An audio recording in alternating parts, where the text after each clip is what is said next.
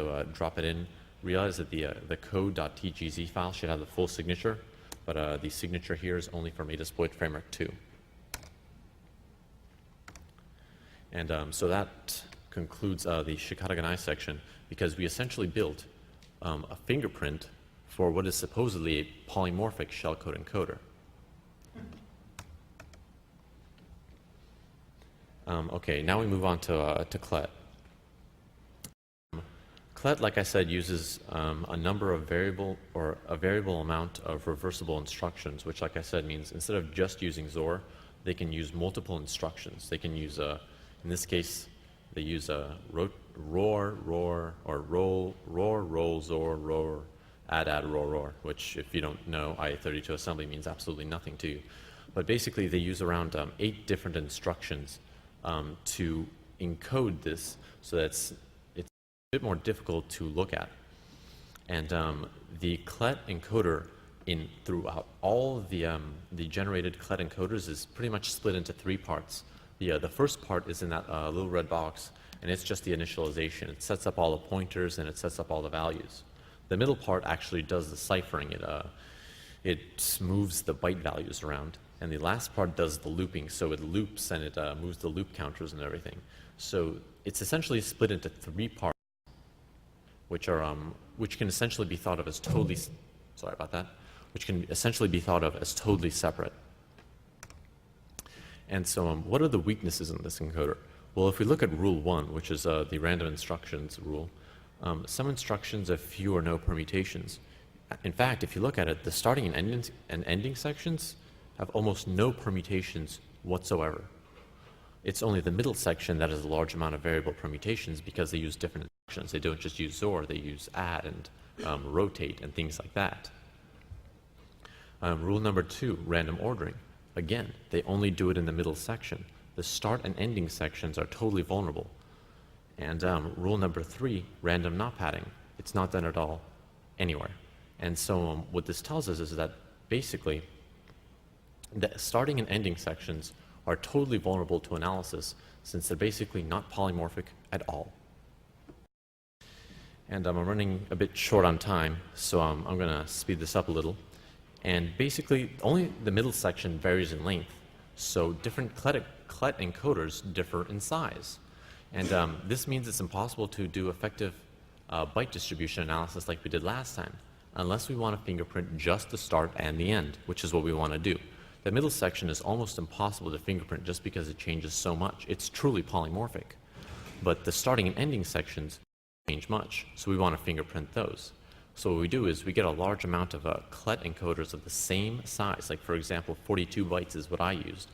And that means that since the middle section is the only one that changes, and that changes in size, and the starting and ending sections are always the same size, that means that all 3 sections are the same size here. In case you didn't understand that, basically, if the middle instruction is the only one that changes, and all of these encoders are all 42 bytes, that means the middle section is the same in all of these sections in terms of length. So basically, I got a bunch of 42-byte CLET encoders, and I used that as input to Spectrum, and I got that last line right there, the Perl regular expression. And the top 4 lines are basically just fingerprints against static bytes, and just problems with the first rule of polymorphism, because a number of bytes in this, the top 3 lines are for static bytes. As you can see, they're just content. They're just looking at plain bytes. They're not even Perl regular expressions. The last 2 lines are Perl regular expressions. The first Perl regular expression is a fingerprint for the starting section, and the last Perl regular expression is a fingerprint for the ending section. And all I did was I just took a bunch of these encoders of the same size, and I just fed them into my Spectrum polymorphic shellcode analyzer. And so this is essentially another fingerprint for what was a polymorphic shellcode encoder. My favorite. These are the 2 assembly dumps that I had showed you earlier. They are 2 versions of ADM mutate. For the random instructions, all instructions have very few permutations, but they have some permutations, unlike Klet or Shikata-Ganai in some instances where they had none for some instructions. For rule number 2, random ordering, however, they only switch around the sequence of 2 instructions, so they really don't do rule number 2 at all. And for rule number 3, random not padding, it's done everywhere. So this makes it considerably harder because now we have NOPs everywhere and it's much harder to analyze. Byte distribution is possible. Random not padding means that every single ADM mutate encoder is going to be of a different size. And because it's of a different size, for example, it's 81 bytes or 82 bytes or 83 bytes, that means that our Perl regular expression has to be fitted to each single size. So we have to have an 81 byte ADM mutate fingerprint, and an 82 byte ADM mutate fingerprint, and an 83 byte ADM mutate fingerprint. So this really isn't that useful. So what we're going to do here is we're actually build a fingerprint. And if you look at ADM mute engine definition file, or ADM muteng.h in the ADM mutate source code, it has all the possible permutations for the instructions. And I think the maximum permutations for any instruction was like 4. It's very low, but all of them are polymorphed to some degree. Like I said, there are a very small amount of variable instructions. I mean, they all change, but there's really not that many possible ones. And jump offsets is something I'm not going to talk about since I'm running a bit low on time. If I have time at the end, I'll get back to it. It's nothing too crazy. The example on the right is an assembly dump of some ADM mutate code, except what I did is I put red dashes across all the NOPs so that the NOPs just didn't bother us when we were analyzing it. And then I wrote simplified pseudocode for every single instruction that goes on. So if you look at the pseudocode on the left, that will describe every single possible ADM mutate encoder that ever happens. The only thing is those instructions on the left can be polymorphed in about 2 or 3 ways. But since we know the ordering of each instruction, except the 2 interchangeable ones, which can change every time, we can essentially just hand build a fingerprint or hand build a Perl regular expression to fingerprint these instructions. And the way we're going to do this is, since there's a bunch of NOPs or occurring between every single instruction, what we can do is we can just place a fingerprint for one instruction and just say there may be a variable number of bytes that, maybe 0, maybe 20, and then we'll say another instruction. Basically, let me repeat that because I was sort of unclear. What we're doing is we have the fingerprint for one instruction, then we just say there may be a bunch of bytes in here, but this is the next instruction, and then a bunch of bytes in here, but this is the next instruction. So you're basically just fingerprinting the control flow instead of the individual instructions? No, I mean, we have to analyze the control flow, but we're still fingerprinting the individual instructions. We just have to take into account the fact that they're random NOPs. We just say there may be random stuff here because there's random NOPs, but these 2 instructions have to occur. It's just that there may be random stuff in the middle. And so if you just look at the ADM muteng.h file, it's very simple. And, well, very simple. Never mind. This is the snort fingerprint that I developed for ADM mutate. And again, the top 2 content lines are simply static bytes. The lower line is a Perl regular expression for the actual fingerprint, and it's just handwritten. And as you can see, it has the first instruction, EB26 to 7A, and then .0 to 20 means there can be either 0 or 20 random bytes in between the first instruction and the second instruction. So that takes into account the fact that random NOPs may be in there. So again, the last fingerprint for another supposedly polymorphic shellcode encoder. And these are the 3 biggest ones, and actually only the only 3 that I was able to find. So now we've just developed snort fingerprints for every single polymorphic shellcode encoder that Google showed on the first 2 pages. So now that we've defeated all these polymorphic shellcode encoders, what's the future of detection? I'm going to skip over X-rays because I'm sort of running low on time, and emulation. Well, I may get back to that, but dynamic translation. Dynamic translation is essentially where a single program can understand assembly code, and what it does is it just follows the assembly code in a packet.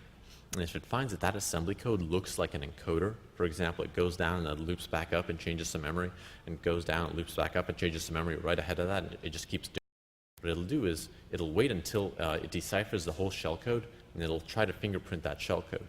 So dynamic translation is essentially just an intelligent assembly parsing. It's just an intelligent assembly parsing program that can just look at packets and see if there's a polymorphic shellcode encoder in there. The problem, this is a pretty heavy operation. If you're trying to run this on all packets on a high throughput, on a high network, you're going to get screwed. It takes too much time. So the other option is that we do scoring systems. The fingerprints that I showed you today are pretty heavy. I mean, they have gigantic Perl regular expressions, and while they may have few false positives, the downside is that they may be pretty slow. So what we can do is we can just have scoring systems. We may not be able to say that every packet has a shellcode in it, or we can infer that if a packet has NOPs in it, it may have shellcode. And if a packet has protocol anomalies in it, it may have NOPs. Basically what this means is that we look for the lowest common denominator first. It's likely that if there's an exploitation attempt, there's going to be a protocol anomaly in there somewhere. And it's likely if there's a protocol anomaly in there, there may be NOPs. So basically we do the most simple processing first. And if that goes through and says there's something suspicious, we do more and more processing. So first we look at protocol anomalies, then we look at NOPs, and then we can use these fingerprints, and they may be very heavyweight, but if they're only run on 0.0001% of the packets, it's almost no speed hit at all. You just have to be intelligent in your scoring system. The benefit of the scoring system is also that you can do scores. I mean, if you're a .org no one, maybe a score of 1 is reasonable for you. If you're a .ed, 0.5. If you're a .gov or .mil, maybe you just want 0. So it also allows for variable amounts of protection. The future of evasion. Well, the real future is just implementing all 3 rules properly. I mean, none of the encoders we looked at actually did that. All of them were missing some key feature or just really skimped on some things. So just do it more in depth and do it properly. I mean, polymorphism can be done on shellcode, or it can be done on encoders. I would actually say that focusing on polymorphic encoders would be better for now, because polymorphic shellcode is simply so complex that it would take a long amount of time to write a polymorphic shellcode or a polymorphic shellcode engine, and it may not just be worth the effort, and it may just confuse you and make your program worthless because you just made slight errors and it wasn't really useful. While a polymorphic shellcode encoder is fairly simple, right? And as long as you just don't screw up some simple things in the implementation and know what you're doing, it's not going to be too hard to build an effective one. Typo. So what can you do other than actually do polymorphism correctly to evade IDS? You can use low-level OS details to break dynamic translation. Like I said earlier, dynamic translation just understands basic assembler. So if you're running an IDS and like a scoring system, let's say dynamic translation, that dynamic translator will understand. Oh, okay, it just moved a key into some register and it's XORing with that key. So what you can do is you can use OS-specific details to bypass dynamic translators. Dynamic translators don't know anything about the memory space layout of Windows or Linux. So if you know something static, for example, the ELF fingerprint at the start of pretty much every single ELF file, which is OX7F ELF, that it's always going to be at 1